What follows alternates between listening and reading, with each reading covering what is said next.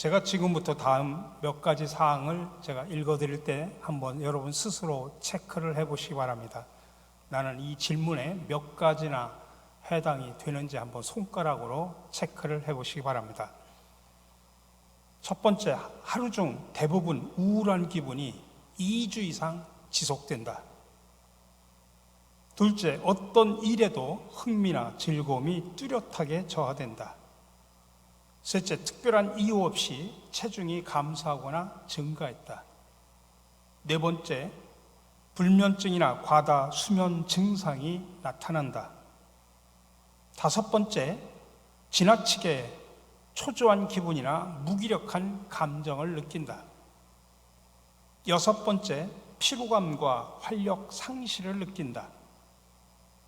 일곱 번째, 죄책감과 무가치감을 느낀다. 여덟째, 사고력이나 집중력 저하, 우유부단한 감정이 지속된다.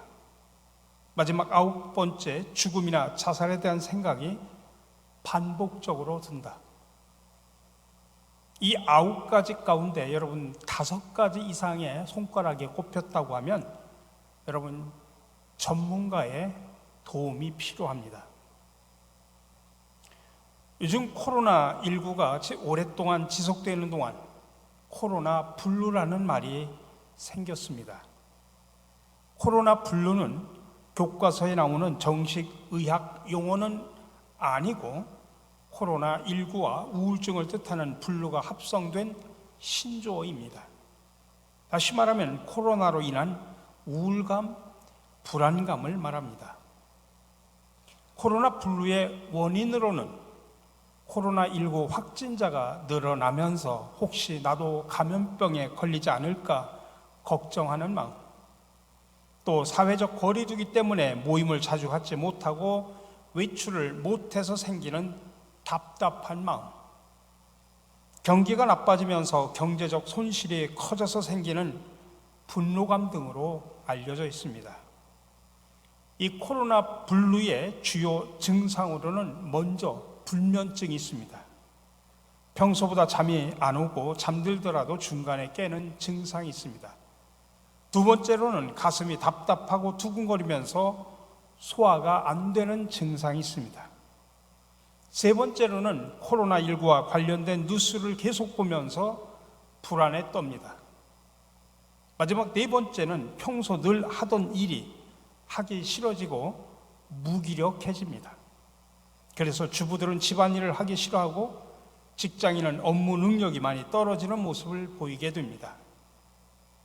이 코로나 블루가 해결되지 않고 점차 길어지면 예민해져서 작은 일에도 서로 쉽게 비난하고 짜증을 내고 무기력해져서 생산성이 크게 떨어집니다. 그런데 여러분, 우리가 기억해야 할 것이 있습니다.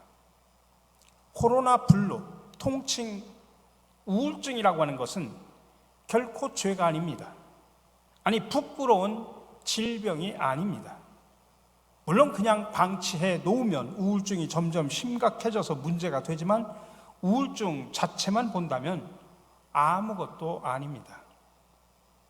우리가 성경으로 돌아가 보면 하나님께서 귀하게 쓰임을 받던 믿음의 사람들조차도 이 우울증에 걸려서 고생을 한 적이 있다는 사실을 우리는 발견하게 됩니다. 여러분, 구약에서 대표적으로 욥을 보십시오. 하루아침에 모든 재산과 자녀를 잃고 몸에는 악창이 나서 성한 곳이 없을 만큼 어려움을 당했습니다. 그래서 욥기 3장을 보면 욥은 자기의 생일을 저주하고 자기가 못해서 나오지 않았으면 오히려 좋았을 것을 왜 자기를 태어나게 했느냐라고 하면서 한탄까지 했습니다. 이스라엘의 위대한 지도자 모세를 보십시오. 이스라엘 백성들이 고기를 먹고 싶다고 불평하며 아우성을 칠 때 모세가 어떤 반응을 보인 줄 아십니까? 민수기 11장 이하에 보면 모세가 이렇게 말합니다. 어째서 저에게 이런 괴로움을 주십니까? 왜 이 백성의 짐을 나에게 지우십니까? 이 백성에 대한 책임이 너무 무겁습니다. 차라리 나를 죽여 주십시오. 이것이 나에게 은혜를 베푸시는 길입니다 라고 하나님께 따지며 심각한 우울 증세를 보인 적이 있습니다. 다윗 역시도 마찬가지입니다. 시편 22편에 보면 다윗의 우울 증세를 발견할 수 있습니다. 내 하나님이여, 내 하나님이여, 어찌 나를 버리셨습니까? 왜 내 신음소리를 듣지 않습니까? 주께서 나를 죽음 가운데 두셨습니다 라고 하면서 눈물로 침상을 적실 만큼 심각한 우울증에 걸린 적이 있습니다. 오늘 본문에 등장하는 엘리야도 극심한 우울증 증세로 고생하다가 하나님의 은혜로 치유되고 회복되었다는 이야기를 전하고 있습니다. 엘리야가 얼마나 심각한 우울증에 걸렸는지 오늘 본문 4절에 나타나고 있습니다. 자기 자신은 광야로 들어가 하룻길쯤 가서 한 로뎀 나무 아래에 앉아서 자기가 죽기를 원하여 이르되 여호와여 넉넉하오니 지금 내 생명을 거두시옵소서. 나는 내 조상들보다 낫지 못하나이다 하고, 얼마 전까지만 해도 천하를 호령하던 엘리야가 지금 형편없이 쇠약해졌습니다. 하나님, 차라리 나를 죽여 주시옵소서 하면서 정말 하나님 믿는 사람이 정말 차마 할 수 없는 그런 절규를 지금 내뱉고 있습니다. 여러분, 엘리야가 누굽니까? 구약 성경을 대표하는 두 사람을 들라면 모세와 엘리야입니다. 마태복음 17장에 보면 예수님께서 산에 올라가 변형된 모습으로 대화하실 때 이 두 사람과 대화합니다. 모세와 엘리야. 왜 하필이면 모세와 엘리야가 예수님의 대화의 상대자로 나타났을까요?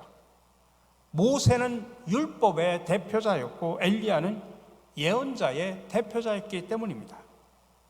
예수님께서 이 두 사람과 대화를 나누셨다는 사실은 예수님께서 율법과 예언을 완성하신 분이라는 것을 상징하는 것입니다. 심지어 엘리야는 예수님 시대에 세상의 심판이 있기 전에 이 땅에 올 예언자로 알려져 있을 정도로 그렇게 유명했습니다. 엘리야라고 하는 이 이름의 뜻은 여호와는 하나님이시다라는 말입니다. 엘리야는 자신의 그 이름대로 일생 동안 여호와만이 참 하나님이신 것을 온 마음과 몸으로 증거했던 사람입니다. 아마 구약시대에 가장 많은 기적을 일으킨 선지자를 들라면 엘리야일 겁니다. 엘리야는 우상을 섬기던 아합과 이사벨 왕비를 상대로 영적 전쟁을 벌인 영웅입니다. 열왕기상 18장에 보면 엘리야는 바알 신을 섬기는 선지자 450명과 아세라 신을 섬기는 선지자 400명, 모두 850명의 우상 신들을 섬기는 선지자들과 대결해서 큰 승리를 이룹니다. 또한 엘리야는 기도함으로 3년 6개월 동안 가물었던 이스라엘 땅에 소낙비를 내리는 기적을 행하였습니다. 엘리야는 죽을 때에도 보통 사람들처럼 자연적인 죽음을 보지 않고 불말들이 모는 불수레를 타고 하늘로 승천했습니다. 에녹과 마찬가지로 죽지 않고 천국에 올라갔던 인물입니다. 여러분, 이렇게 위대한 엘리야가 지금 우울증에 걸려서 기진맥진하고 있습니다. 우리는 흔히 우울증은 마음이 여리고 내성적인 사람에게만 찾아온다고 잘못 생각하기 쉽습니다. 그러나 그렇지 않습니다. 누가 보더라도 참 저 사람은 명랑하고 적극적인 사람인데도 불구하고 감당하기 어려운 형편에 처하게 될 때 우울증에 걸릴 수도 있다고 하는 것입니다. 여러분, 한번 생각을 해보십시오. 이렇게 엘리야와 같은 위대한 거인, 위대한 인물도 우울증에 걸려서 세상 만사 다 팽개치고 차라리 죽었으면 좋겠다고 지금 하소연을 하고 있지 않습니까? 그러니 우리 같은 보통 사람은 얼마든지 우울증에 걸릴 수 있습니다. 그러므로 우리는 이 엘리야에게서 오히려 위로를 얻을 수 있습니다. 저렇게 위대한 선지자도 인생의 짐이 버거울 때 우울증에 빠질 수 있구나. 엘리야는 아합과 이사벨 왕비를 대항해서 단독으로 싸웠습니다. 모든 백성들이 무관심하고 누구 하나 알아주지 않은 가운데 외롭게 싸웠습니다. 자기의 업적을 제대로 인정받지도 못한 가운데 누구 하나 거들어주는 이도 없이 고독과 소외 가운데서 영적 전쟁을 했던 사람입니다. 그런데다가 이사벨 왕비가 자신이 믿는 이방신을 섬기는 선지자들이 엘리야에 의해서 죽임을 당하는 것을 나중에 늦게서야 알고서 엘리야에게 보복을 하려고 합니다. 이를 부득부득 깔면서 엘리야를 죽이겠다고 사방으로 엘리야를 찾아 나선 것입니다. 오늘 우리가 함께 읽은 본문 말씀은 바로 이와 같이 이사벨 왕비가 엘리야를 죽이겠다고 날뛰자 바로 이 이사벨의 위협과 손길에서 벗어나 도망치는 모습을 그려주고 있습니다. 오늘 우리에게 중요한 것은 엘리야가 과연 이와 같이 처절한 우울증 상태에서 어떻게 벗어나게 되었는가 하는 데 있습니다. 지금 마치 코로나 블루로 인해 힘들어하는 우리들이 관심을 가져야 하는 부분입니다. 여러분, 여기에서 우리는 우울증을 신앙적으로 이겨내는 지혜를 얻기를 간절히 바랍니다. 첫 번째로 살아계신 하나님께서 위로하심을 믿으시기 바랍니다. 우리가 믿는 하나님은 위로의 하나님이십니다. 하나님의 자녀들이 힘든 일을 만나 마음고생을 할 때 어떻게 해서든지 위로해 주시는 하나님이십니다. 엘리야가 차라리 자기를 죽여주는 것이 낫다고 울부짖다가 지쳐서 로뎀나무 아래에서 지금 잠이 들어 있었습니다. 이사벨의 칼날을 피해서 정신없이 도망쳐 나왔기 때문에 몹시도 피곤했을 것입니다. 그래서 깜빡 잠이 든 엘리야에게 하나님은 천사를 보내셨습니다. 그리고 숯불에 구운 떡과 물 한 병을 마시게 합니다. 2번씩이나 떡을 먹고 물을 마시게 합니다. 그것도 천사가 엘리야로 하여금 그냥 먹고 마시게 한 것이 아니라 어루만지면서 일어나서 먹으라고 이야기합니다.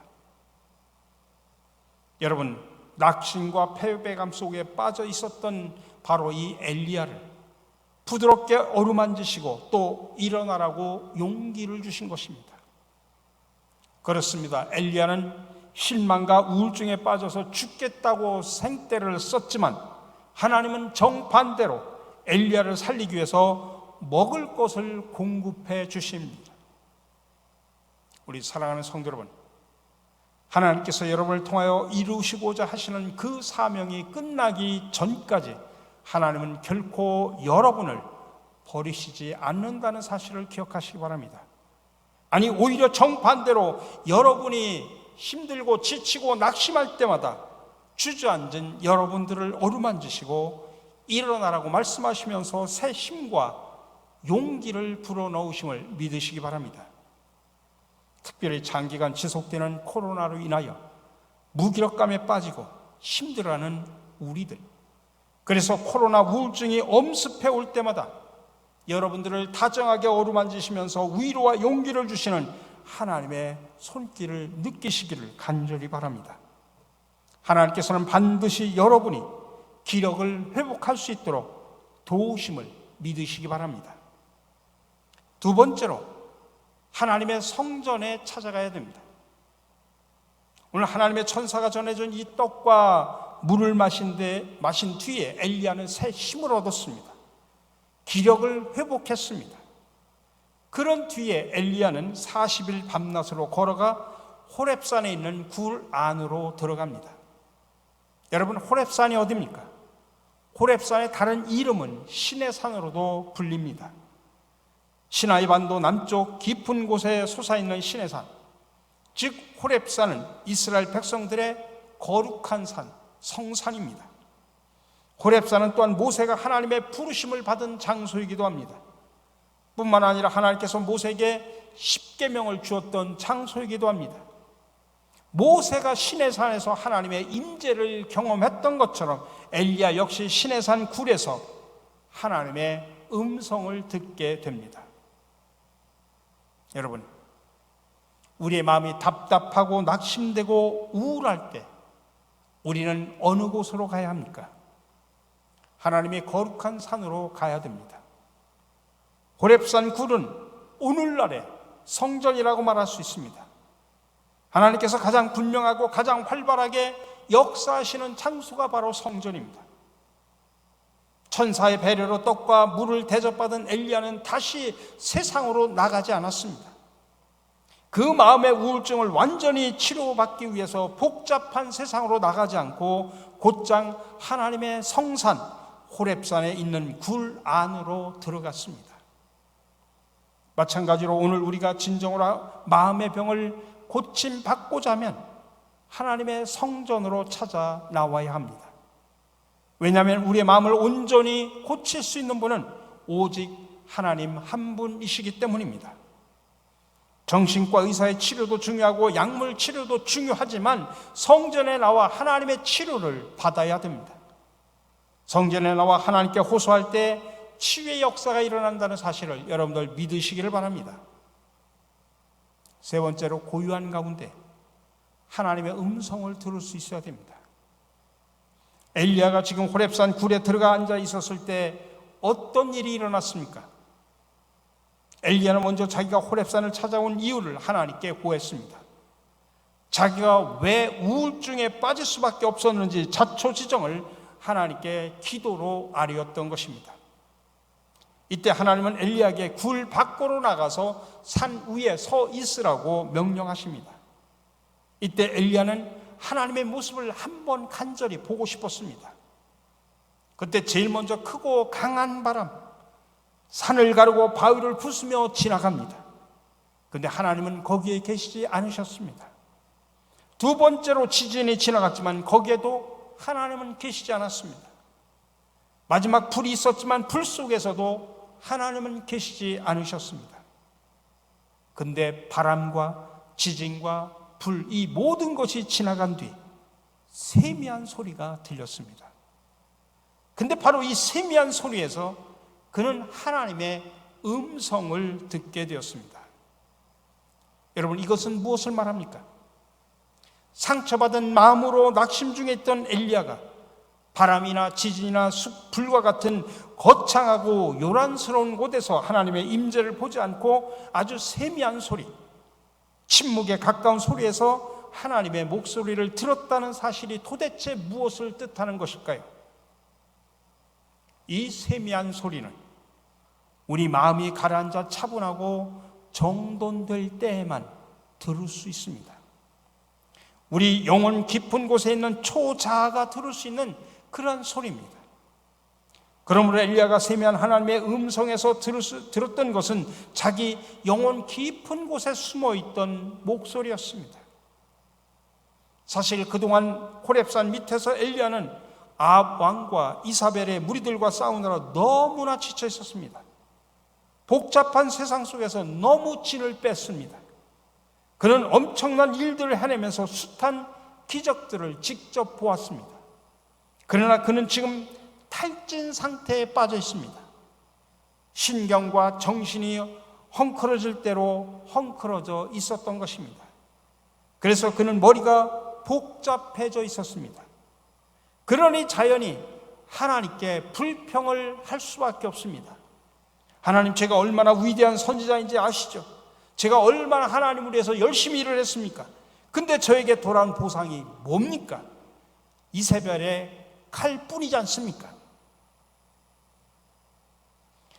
영혼 깊은 곳에서 하나님과 대화의 시간을 갖지 못하게 되니 자연스럽게 우울한 탄식만 늘어났던 것입니다. 그러나 이제 하나님께서 세미한 음성을 통하여 엘리야의 영혼 깊은 곳에 안식과 평화가 있기를 소원하십니다. 그의 마음이 안정되고 고요하기를 원하신 것입니다. 여러분, 요즘 마음이 답답하십니까? 그래서 우울하십니까? 하나님 앞에서 영혼의 안식을 취하시기 바랍니다. 여러분의 마음을 가라앉히시기 바랍니다. 침묵 속의 마음을 정돈해 보십시오. 그리고 나서 하나님의 세미한 음성을 들으십시오. 하나님께서 여러분이 우울증을 이기기 위해 어떻게 해야 한다는 처방을 세미한 음성으로 들려주실 것입니다. 세상에 힘들고 어렵고 복잡한 것들이 내 마음을 올가매고 있고 온갖 더러운 것들이 내 마음을 가득 채우고 있을 때 우리는 하나님의 음성을 절대로 들을 수 없습니다. 그래서 마음을 비워야 합니다. 고요해져야 합니다. 우리 사랑하는 성도 여러분, 살다 보면 누구나 다 가볍든 무겁든 우울증에 빠질 수 있습니다. 엘리야 같은 위대한 예언자도 우울증으로 고생을 했습니다. 그러나 우울증이 우리를 결코 하나님의 사랑으로부터 끊어내지 못합니다. 하나님은 우리를 사랑하십니다. 천사를 통하여 우리의 마음의 상처를 어루만지시면서 위로와 용기를 주십니다. 그리고 하나님의 성전에 나가 마음을 고요히 정돈하게 될 때 우리가 무엇을 어떻게 해야 할지 세미한 음성으로 들려주십니다. 저는 마지막으로 많은 사람들이 즐겨 부르는 팝송 하나를 여러분들에게 소개를 하면서 마치려고 합니다.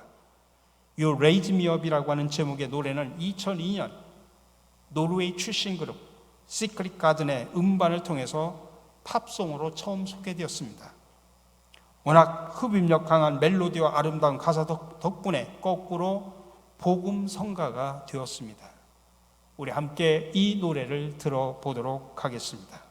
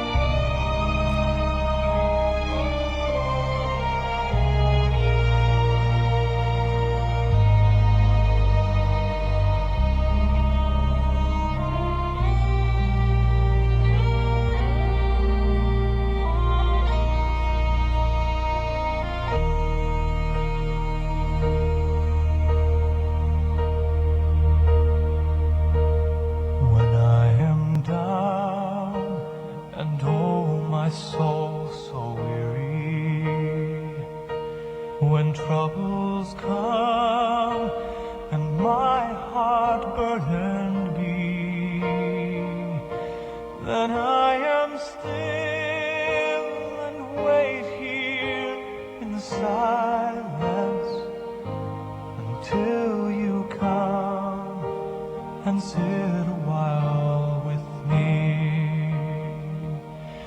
You raise me up so I can stand on mountains.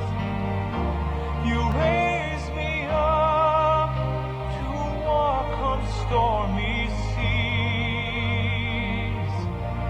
I am strong when I am on your shoulders. You raise me up to more than I can be. 사랑하는 성도 여러분, 요즘 하루하루 살아가는 것이 너무 힘들고 어렵고 지치지만 말씀과 기도로 하나님의 세미한 음성을 들으시고 주 안에서 새 힘을 얻어 힘차게 살아가시기를 간절히 축원합니다.